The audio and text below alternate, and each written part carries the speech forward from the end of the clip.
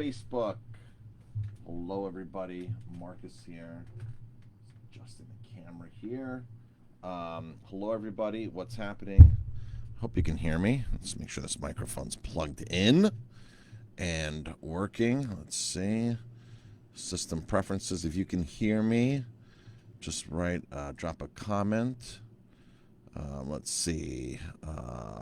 Output, input. Yep, it looks like it's working. Okay, good. All right, sometimes when you plug microphones in and out of computers, you want to make sure that they're activated. So, it is Wednesday. It is St. Patrick's Day. Happy St. Patty's Day to everybody. We are closed tonight. Gotten several phone calls about tonight, but we are closed tonight. Apologize if you wanted to come in tonight. It's our normal Wednesday night close. We're closed Tuesday and Wednesday nights. Hello, everybody who's tuning in. Hi, Joel. Hi, Billy. Just drop me a comment and say hello or hashtag live.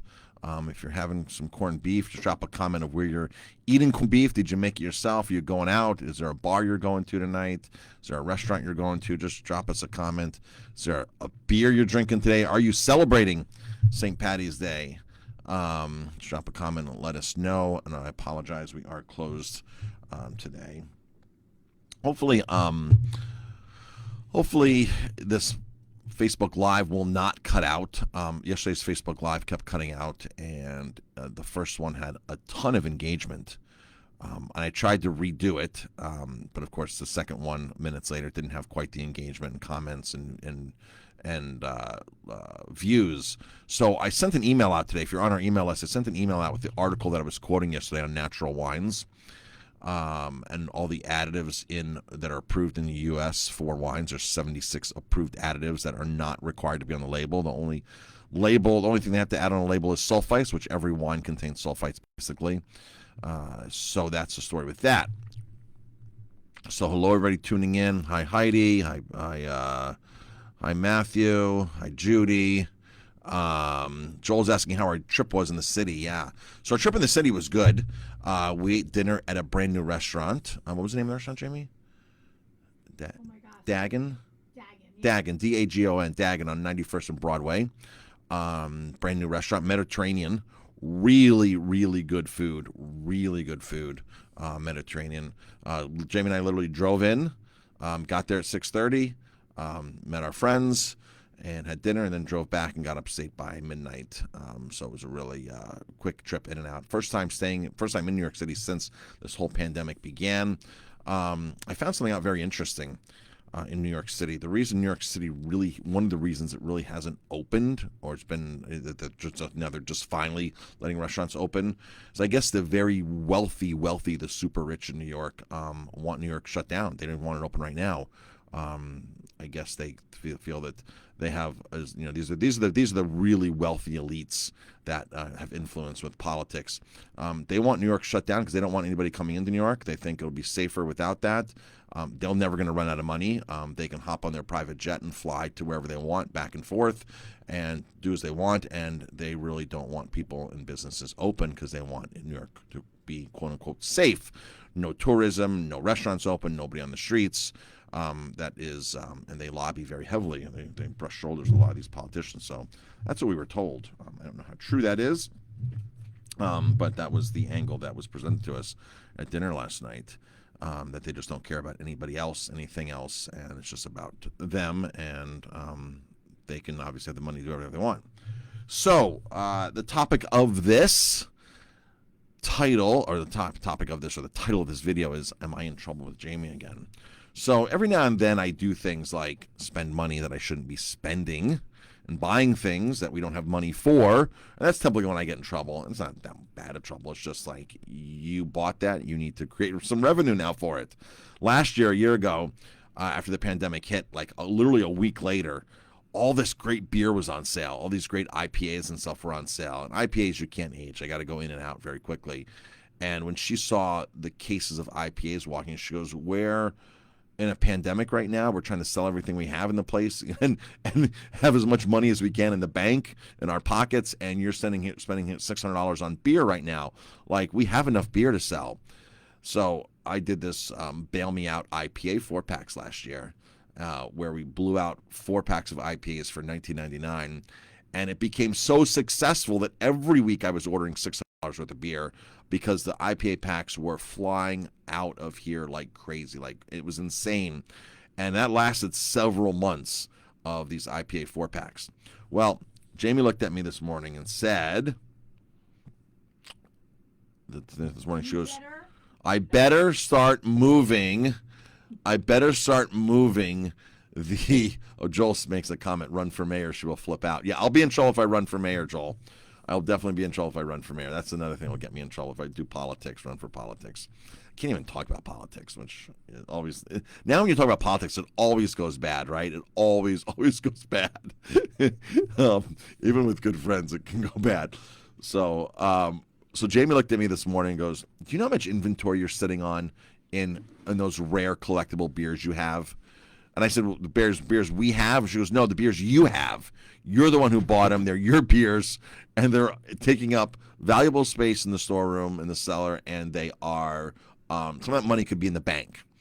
And I said, you're right, they are. So let me see what I can do. So, and a couple of you have asked me in the past, why don't you do beer dinners like your wine dinners? Because our wine dinners are super, super popular. We sell it every other Monday night. And it's a great deal, and they're awesome. So somebody says, why don't you do a beer dinner format like that? And I just haven't gotten around to it because I have a lot on my plate, like Heidi's saying. I have a lot on my plate, so I just haven't gotten around to the beer portion yet of dinners. We used to do beer dinners. We've been doing beer dinners since 2005. We were doing these amazing beer dinners. So same format as our wine dinners. Every other Monday, we're going to start it on April 5th. Every other Monday, 4 beers and a dish. I'm not sure of the price. I have to really crunch some numbers here because the beers I'm going to use are these amazing beers. They're not just beers that anybody can go out and buy, like Sloop Juice Bomb, and which is a fantastic beer, right? Where I'm going to pull out of the cellar. I'm going to pull out of the cellar a lot of vintage beers. Like, here's a Vertical Epical from Stone, 2010 vintage of the Vertical Epic. Amazing beer. Three Philosophers 2012. I have like 7 vintages of Three Philosophers that are years old, 10 years old or even more. Here's a beer that's only 4 years old, I think. This is the barrel-aged Barrel House Series Oat Imperial Stout from Southern Tier. That'd be a great beer today to drink for St. Patrick's Day. These beers are like on our list for like $30 a bottle, a lot of them, $25 a bottle, $45 a bottle. So they're just as expensive, if not more expensive, than a lot of the wines that we're doing for our wine events. So I have to figure out the price. It might be $30 instead of $25, but for an extra $5, like Brewery of Mash. This is a 2015. It's 6 years old. It's barrel aged in bourbon barrels, very high alcohol. So I'm going to start breaking these amazing beers out that I've been cellaring and aging. They're rare collectible beers. They're very rare collectible beers that you can't find anymore. You can't just go to the store and buy Vertical Epic. I have still 6 or 7 vintages of Vertical Epic, and we had done a dinner once. And these beers are designed to last. We have a lot of beers, several beers that will last 25 years. It says right on the thing, best by 2045. So some beers. Here's the difference. Here's when beer ages and when beer doesn't age. Most beers are designed, like wine, to be consumed early and fresh and young. In fact, this is why the born on date is on beers, and this is why IPAs, you want to consume IPAs very fresh. The hop element of IPAs, the hops in it, will start fading out. Will the beer turn bad? The beer won't really turn bad, but the hops aren't there. Those characteristics aren't there, and that's what you want in these hoppy beers. Are the aromas and the flavors that come from the esters and all that are in the hops. So you want to consume IPAs young. All these other beers want to consume young. But beers that are 9% alcohol, 10% alcohol, 12% alcohol, that are barrel aged on top of it, that are heavy beers, stouts, porters, barley wine ales, Belgium doubles and triples. These beers are very high alcohol content. And they have the legs, so to speak, the quote-unquote, the legs to age them. Some of these beers are very, very like the Qualque Cho from Unibrew. Listen, they're 20, saved for 25 years. We have the 2009 vintage, 25 years. Hopefully, I'll have a bottle from that 25-year production date. But these beers will totally last and go the distance. And I can't tell you how many thousands of dollars of these beers I have in inventory. I have a lot of these beers in inventory. So we are going to start doing a series for the beer dinners. So these are like, again, you cannot find these beers anywhere at all. They're very rare collectibles. And so we're going to start doing a series every other Monday for beer dinners. So we just need people to show up, and I'll be happy to do it. I'm happy to open these and share these amazing, amazing beers. So Heidi asked if there's any Utopias. I have no Utopias. I don't have any. I haven't bought any Sam Adams stuff, Utopia or anything. It's a little too big of a brand for us, but the Utopia is very, very good. Heidi's saying aged beers are awesome. Yeah, aged beers are really, really awesome. And we have in our refrigerator, I must have 15 or 20 kegs of beer that are the same concept, barrel-aged vintage beers. I have some beer kegs that are 4 years old right now that I would love to tap and start going through and using these beers. Jamie's looking at me like, yes. So I'm not in trouble yet. So if I can sell these beers, create some revenue, that'd be great. So my hoarding of these great beers is your gain. Because these are typically aren't beers that you would just walk into a restaurant and be like, I'll take a 2007 Ommegang 3 Philosophers for $40. That's not a beer that you can even do anywhere. You know, of course, it's a big bottle, 3 Philosophers. These are double beers, by the way. These are 25 ounces. We have some beers that, oh my gosh, we have a couple bottles of beer that go up into the $80, $90 range, $110 range, $120 range. Some really awesome high-end, really awesome beers, barrel-aged and Pinot Noir barrels and stuff like that, champagne barrel-aged beers. So my hoarding is your gain. So pass this on to any beer drinking aficionado that you know out there. And so Cheryl's saying, I wish my husband hoarded beer. That's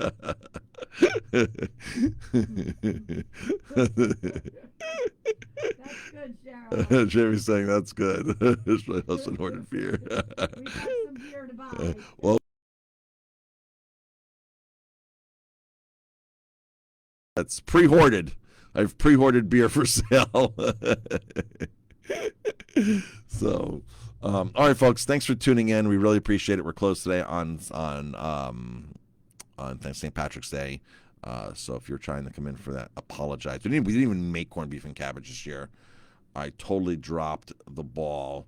Heidi's saying, I wish I could come, but young kid at home, right? I know, Heidi. Heidi, I think they drank one of our last, what was it, Heidi, that you drank here that one time? That old Dogfish Shed, I had one. The Raison de Extra. Really amazing beer. You had that one night here. I don't even know if we have any. Some more beer. So, and Heidi says we hoard some beers ourselves. So, thank you, Heidi, for commenting. And, of course, thanks, everybody, for commenting, for viewing, for engaging. We really appreciate the support.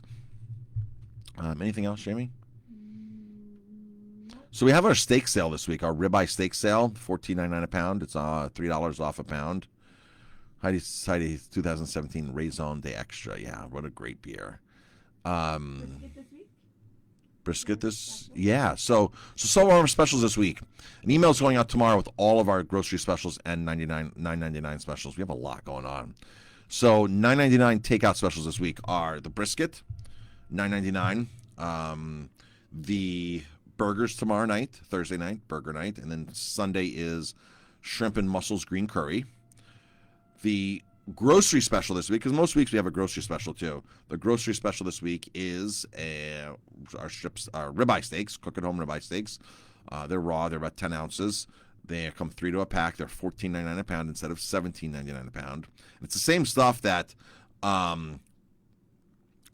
you go to and buy at like Adams for like $22 a pound. So we just buy directly from the importer.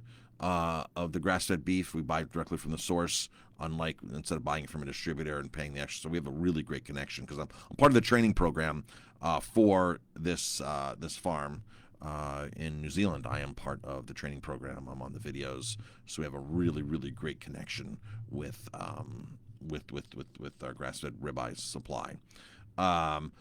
Judy's saying, how long can you hoard beer? So Judy, every beer is different. Every beer is different, and the higher the alcohol, that helps out. Barrel aged. In fact, if a beer high the alcohol, if it's put into a whiskey barrel, like a bourbon barrel, if it's taken and put into a barrel and then bottled. So yes, in the glass, Judy. So for example, this beer probably saw oak for 6 months or 9 months. It could have been barrel aged for a full year. And then it's put into the bottle, and then it's shipped to its destination. So when it's bottled, and a lot of these beers are bottled, they have to really sit for a year to begin with, because they're so alcoholic. It's like literally taking a porter and dropping a shot of whiskey in it. You're like, oh, this whiskey is really strong in the beer. When you let it age for a year in the bottle, when you hoard it for a year in the bottle, it just mellows out and creates a lot of new flavors, brings out the beer more, settles down the roughness or the harshness of the whiskey. Because when they put beer into whiskey barrels, they need to put them into wet barrels. So you wouldn't take, like, let's say, just say Jack Daniels. You wouldn't take a Jack Daniels barrel from the distillery and wait 3 months and let it start drying out to put beer into it. You take basically a wet barrel within days or weeks of whiskey coming out of it, and that's when you throw the beer into it to then sit there for 6 months or a year, for however long. So they want wet barrels. So that alcohol, that whiskey, that bourbon, that rye really makes a difference. The rum really makes a difference and starts influencing the beer very heavily. So if you let it wait for a year, if you have the patience to hoard the beer for a year, it just magically transforms in the bottle or the keg. We did something 2 years. Not this. Maybe it was this past. I don't know. No, it wasn't. 2 years ago, we tapped. 3 years ago, I bought these 2 barrel-aged pumpkin beers. I bought the same vintage, right? So I bought 2. This would have been 2018, probably 2018. I bought these 2 kegs of barrel-aged pumpkin beer. We tapped the one. I was saving the one for the next year. And Cody goes, I don't like this beer. I'm like, yeah, it's not that great of a beer, right? It's okay, but it's not that great of a beer. The next year, I tapped the second keg. And Cody's like, where did you get this? I'm like, that's the keg I bought last year. He goes, you're kidding me. And if you know Cody, Cody's our beer guy here, our Monday guy. Monday was working Thursdays for the longest time too. But he's the brewer of Great Life, so he knows beer and knows the chemistry and the reactions. And he goes, we didn't have this. I said, yeah, Cody, I bought 2 kegs of this. Last year we tapped one, and now I aged it. He goes, Marcus, this is mind-blowing, the difference, how much better this beer got in the last year. But most people don't have the patience to buy a beer and sit on it for a year, or much less 6 years. So they really magically transform if it's the right beer. So Judy, you have to really understand it's got to be the right beer. You just can't go to the store and buy, any old run-of-the-mill beer and say I'm going to age it and it's going to improve. It's like wine. Most beer and most wine is designed to drink young. And a lot of people think, oh, I'm in France. We made the mistake once. We bought an expensive bottle of Chachon Montrachet when Jamie and I were in Burgundy back in 1997. And most Chachon Montrachet is white, and most Chachon Montrachet will last. Well, we didn't really buy a Chachon Montrachet that was going to last. We bought this red one, which is an oddity in that region, and we held on to it. We held on to it for too long. And when we went to pop it open, it was terrible. And we opened it with a French friend of mine who was a chef and thought I was going to impress him. And little did I know that expensive bottle that we bought in France, in Burgundy, just wasn't designed to age. That particular bottle just wasn't designed to age. And a lot of people think because you buy a bottle somewhere and it's good when you taste it, oh, it's going to get better. It's like tea. We had some amazing wine last night. My friend and I tasted some amazing wine last night, some Israeli wines, some really some, like, he picked all the wines, and we're like, wow, this is, like, really some great stuff. The most expensive one we picked, that he picked, how old was it, Jamie? 2008 or something? I forgot how old it was. but it was, we don't even know, it was from Greece. It's from Greece. I don't even know the grape name. I took a picture of it. I don't even know the grape name, and it's more resembles Nebbiolo, but it fell flat. We opened it up, and it was the least enjoyable. It was the longest aged one, and it was the most expensive wine. And it fell flat. You drank it, smelled it. It smelled amazing, like big powerhouse. Smelled it, put it on, taste the palate, and it just fell flat, and it dissipated right away. We had a Cab Franc right after that was just mind-blowing in 2012. Really great Cab Franc from Israel, from one of the wine regions in Israel. So it's like a tea. It's like brewing tea. When you make tea in 7 minutes, it's probably at its peak, just an example. 7 minutes at its peak, but it has to be at 165 degrees or 175 degrees to seep. If it's 208 degrees, you're going to kill it. You're not going to be able to extract, and it's going to be a very short extraction. It's just, right, so if you're aging wine or aging beer in the wrong temperatures, that can happen, fluctuations. But at 9 minutes, that tea is not as good as it was at 7 minutes. But the tea's not bad, right? It's not bad, but it's just not good. At 15 minutes, you're like, maybe there's a little bitterness on here. It's not the cup of tea that I would order again. At an hour of the tea sitting in there, you'd probably say, gee, this tea is no good. It's not good. It's too high a temperature for that long, and it's no good. So beers like that. Most beers have these sweet points, and wines have these sweet points. Consume young, consume fresh, consume vibrant. And it's only the big powerhouse wines and the big beers, the high alcohol beers, and the ones that are whiskey barrel aged as well, barley wines, that benefit from aging, that just develop more flavors if properly aged. So that's the story with that. So great question, Judy. It is an art, it is a science, and every beer is different, every wine's different. So grocery sale this week, ribeyes. Next week we are putting on organic olive oil on sale next week. Our eLive organic olive oil is going to be on sale next week. You're going to save $7 a bottle on the organic olive oil. Estate-grown olive oil from Chile. Amazing stuff. All organically grown, organically processed, cold pressed. It is an amazing olive oil. It's going to be on sale next week. Save $7.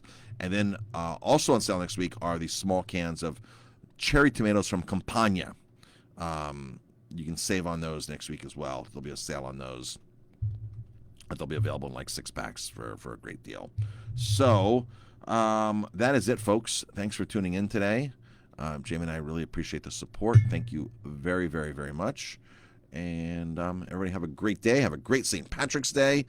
And sorry we're not open. And we'll talk to you later. We're back open tomorrow on Thursday, 5 o'clock.